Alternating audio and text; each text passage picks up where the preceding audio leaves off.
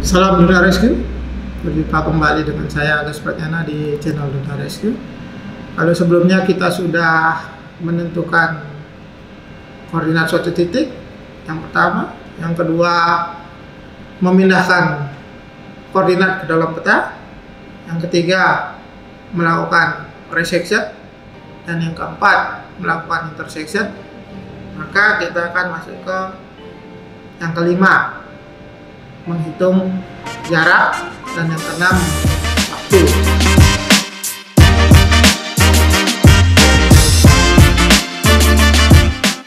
Jadi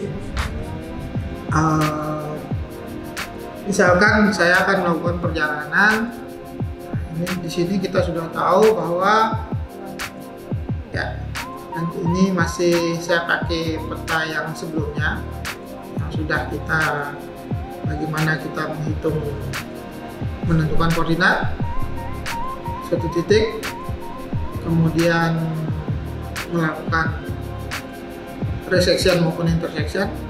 Nah, di sini mungkin kita akan melakukan perjalanan dari titik A ke titik B. Jadi titik A adalah tadi titik, ya kita gunakan titik A yang tadi kita untuk resection dengan dua titik, dan titik B adalah titik intersection. Jadi kita asumsi misalnya kita akan melakukan perjalanan menuju ke target ya dari posisi kita. Yang perlu kita lakukan tentunya adalah menghitung jaraknya berapa senti. Seperti kita tahu peta yang kita gunakan adalah peta skala 1:25.000. Jadi nanti yang perlu kita lakukan adalah mengalihkan nilai A dengan jarak dengan skala peta, penghitungan nilai jarak. A itu adalah nilai yang kita dapat dari hasil perhitungan kita. Nah, di sini kita ambil titik dari A. Ya, kita menghitung jarak sebenarnya ya, jarak sebenarnya, karena jarak ada dua, jarak sebenarnya dan jarak tempuh. Jarak sebenarnya adalah jarak dua titik ditarik garis lurus, sementara jarak tempuh adalah jarak yang kita peroleh dengan mengikuti alur perjalanan. Bisa jadi alur perjalanan kita kan tidak lurus seperti itu, bisa jadi kita berbelok-belok atau naik turun bukit tergantung dengan kontur yang ada. Tapi di sini kita hanya menghitung jarak sebenarnya, jadi jarak dua titik ketika ditarik garis lurus. Makanya nanti ketika perhitungan waktu perjalanan kita akan menggunakan safety factor. Safety factor yang biasa digunakan adalah 2 ya, nilainya adalah 2. Jadi nanti hasil yang kita dapat akan kita kalikan dengan 2. Nah, di sini saya bisa ditarik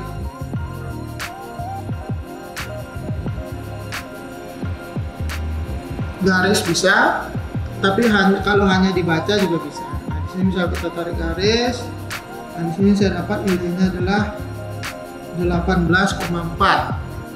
Jadi 18,4 cm. Nah, hasilnya adalah 18,4 cm.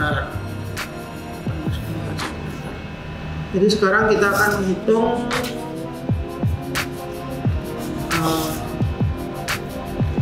jarak ya. Menghitung jarak. Mungkin saya kerjakan di kertas lain, jadi biar terlihat. Jadi tinggal kita masukkan. Jadi jarak sebenarnya ya, kita sebut dengan true spacing ya. Jarak sebenarnya itu adalah nilai A tadi dikalikan dengan skala peta. Di sini kita menggunakan peta skala 1:25.000, artinya nilai A tadi 18,4 cm tadi kita kalikan dengan 25.000 cm, maka kita akan mendapatkan hasil oke. Di 18,4 kita kalikan dengan 25.000 dengan 460.000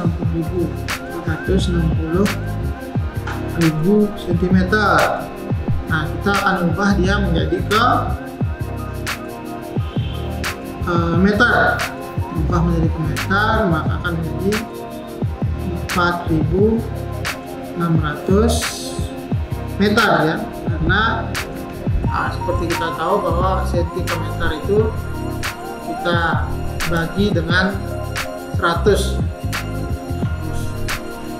jadi nilainya 4.600 meter. Kemudian ketika kita mau mengubah ke kilometer, karena satuan yang kita gunakan adalah kilometer, maka akan dibagi 1000 akan menjadi 4,6 km. Nah, inilah jarak sebenarnya atau jarak dua titik ketika ditarik dengan garis lurus dari titik A ke titik B.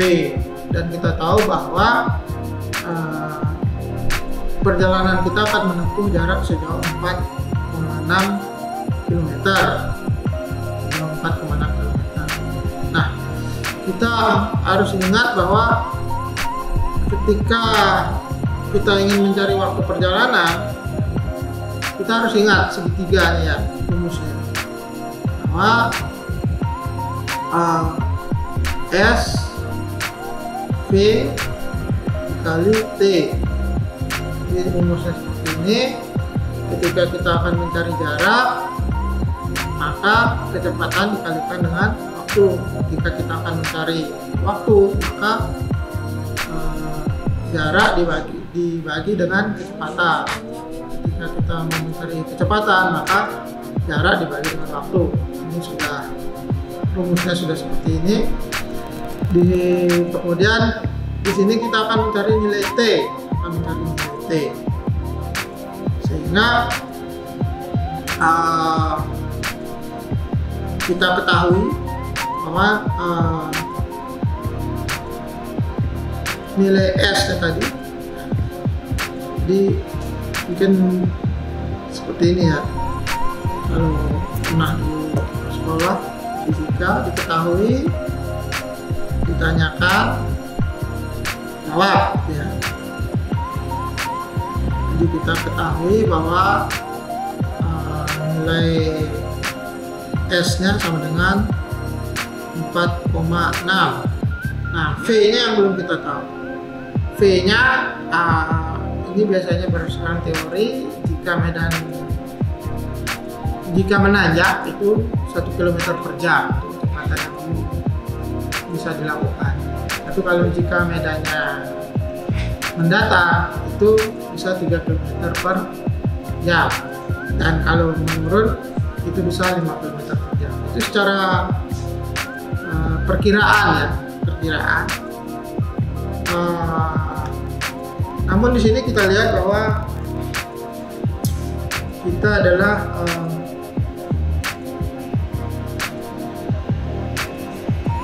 kita menanjak tapi tidak terlalu jauh ya. Kita menanjak tidak terlalu jauh. Mungkin saya akan gunakan, jadi dari ketinggian kita di sini, kalau kita ikuti garis konturnya, kita juga sudah berada di ketinggiannya kurang lebih di ketinggian 800-an. Kalau mau ditarik garisnya mungkin ya agak kurang jelas, di ketinggian 700-800-an. Kemudian tujuan kita juga berada di ketinggian sekitar 800-an. Nah, jadi kita anggap saja kecepatan kita 3 km per jam. 3 km per jam. Nah, jadi kalau Anda menentukan, Anda sebagai perencana, planner bisa saja, saya nggak mau pakai 3 atau pakai 1 aja nggak usah. Pakai 3 km per jam, ditanyakan T-nya, waktunya. Jadi S ini spacing, velocity, dan time ya. Jadi jaraknya itu spacing, jarak dari dua titik. V-nya itu velocity, kecepatan, dan T-nya itu waktu. T-nya tanda tanya ya. Nah, T-nya sama dengan S per V karena sesuai dengan rumus yang di atas tadi.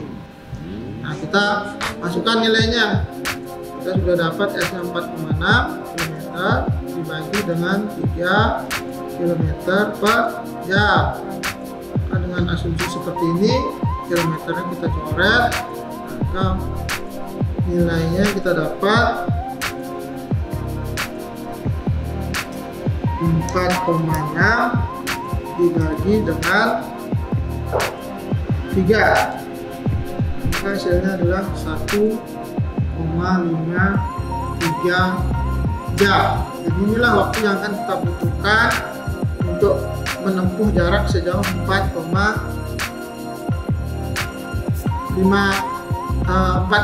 kilo tadi. Cuman biasanya kita memperhitungkan lagi faktor dari kelelahan fisik, kemudian faktor-faktor lain, gangguan dari alam, cuaca, kondisi medan yang mungkin tidak bisa kita prediksi. Maka kita bisa menggunakan safety factor ya, safety factor seperti yang saya sebutkan di awal.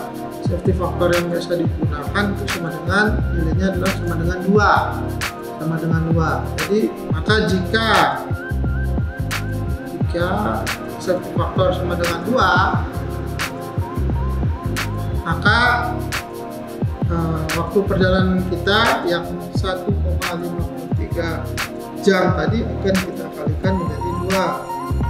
Maka hasilnya adalah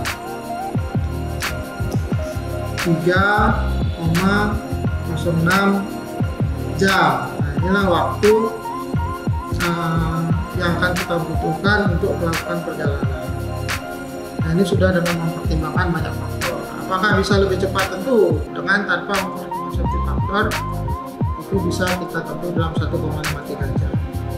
Atau kalau mungkin Anda berjalan lebih cepat, karena velocity-nya atau kecepatannya itu kan variatif ya, bergantung juga dengan langkah masing-masing orangnya. Kalau memang langkahnya panjang-panjang, mungkin dia lebih cepat.